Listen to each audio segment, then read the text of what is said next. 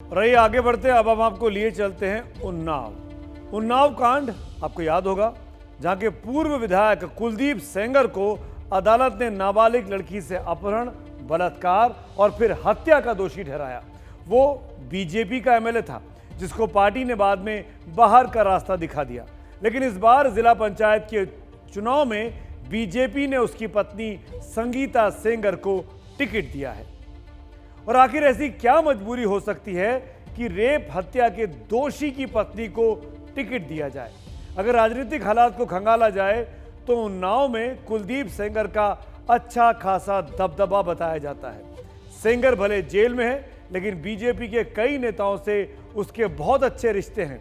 पिछली बार सांसद बनने के बाद साक्षी महाराज, जो बीजेपी के सांसद हैं, वो सेंगर का दर्शन करने जेल पहुंच गए थे। अगले साल उत्तर प्रदेश में विधानसभा के चुनाव होने हैं और चुनाव में उसका सिक्का मजबूत होता है, जिसके वोटों की मुट्ठी मजबूत होती है। और आखिरी बात यह कि अगर पति गुनहगार हो तो उसका पत्नी से क्या लेना देना। बीजेपी कह रही है कि पाप से घृणा करो, पापी से नहीं, और संगीता सेंगर तो पापी भी नहीं है। तो फिर बीजेपी ने अपने बैनर तले कहा, संगीता जी आइए, चुनाव में आपका स्वागत है।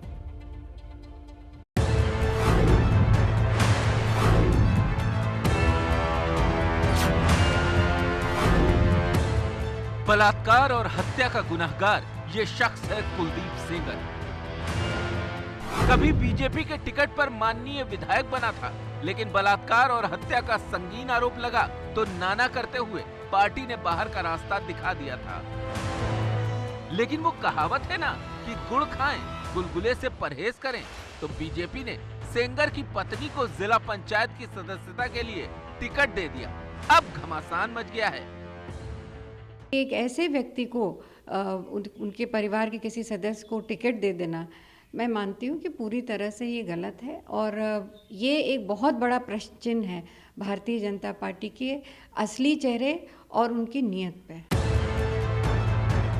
राजनीति की गंगोत्री से सुविधा का वो गंगा जल निकलता है जो किसी को पवित्र कर देता है, तो किसी को अंजुल भर जल लेकर और शाप देकर भस्म। उसी राजनीति की कोख से कोई कुलदीप सेंगर निकलता है, जिस पर बलात्कार और हत्या का संगीन आरोप लगता है, और फिर माननीय अदालत से वो गुनहगार साबित होता है।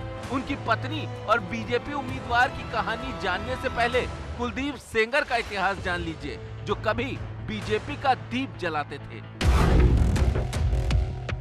कुलदीप सेंगर उन्नाव जिले के बांगरमऊ से बीजेपी के टिकट पर विधायक रहे। उससे पहले वो एसपी बीएसपी में रहे और 4 बार विधानसभा पहुंचे। 2017 में एक लड़की से बलात्कार और हत्या का आरोप सेंगर पर लगा। तब सेंगर को गिरफ्तार किया गया और वो जेल गए। बीजेपी को 2 साल लग गए कि सेंगर का करना क्या है, लेकिन नैतिकता का तकाजा था, इसीलिए लोकसभा चुनाव के बाद अगस्त 2019 में सेंगर को बीजेपी से निकाल दिया गया। सेंगर की विधानसभा की सदस्यता भी खत्म हो गई।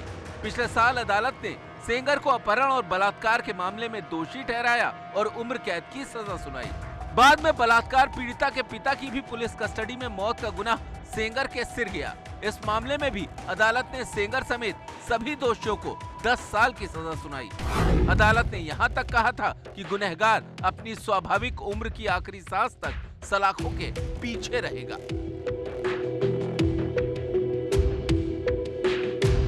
एक नाबालिग लड़की से रेप और हत्या का आरोप, उसका अपराध, उसका गुनाह, इन सब को छोटा बनाने की घिनौनी कोशिश कैसे होती है, इसको समझने के लिए आप बीजेपी सांसद साक्षी महाराज को देखिए।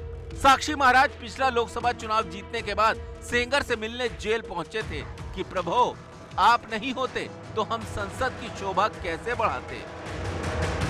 हमारे यहाँ के बहुत ही यशस्वी लोकप्रिय विधायक कुलदीप सेंगर जी यहाँ काफ़ी समय से हैं। चुनाव के बाद उनका धन्यवाद करना उचित समझा तो मैं आया। समाज की बेबसी और दर्द राजनीति का अनिवार्य हिस्सा हो, ये जरूरी नहीं। साक्षी महाराज की तब आलोचना हुई थी, लेकिन किसी गुनहगार के कुल खानदान और परिवार वाले भी गुनहगार थोड़े ना होते हैं। बीजेपी ने इस मासूम भावना को इज्जत बख्शी और सेंगर की पत्नी संगीता सेंगर को जिला पंचायत का टिकट दे दिया। जिसको जो कहना है कहता रहे। मैं इस बात को मान करके चलता हूं कि कुलदीप सेंगर की पत्नी वहां की जिला पंचायत की अध्यक्ष रही है, और अगर उसकी लोकप्रियता है तो उसको इस नाते नहीं दरकिनार किया जाना चाहिए कि वह किसी अपराधी की पत्नी है। संगीता सेंगर 5 साल पहले भी जिला पंचायत का चुनाव लड़ी और जीती थी। उससे पहले वो एक सामान्य हाउसवाइफ थी। पिछली बार के चुनाव में वो एक सामान्य उम्मीदवार की तरह लड़ी और विजेता रही, लेकिन इस बार एक ऐसे शख्स की पत्नी के रूप में खड़ी हैं, जिसका दामन नाबालिग लड़की के अपहरण, बलात्कार और हत्या से दागदार है।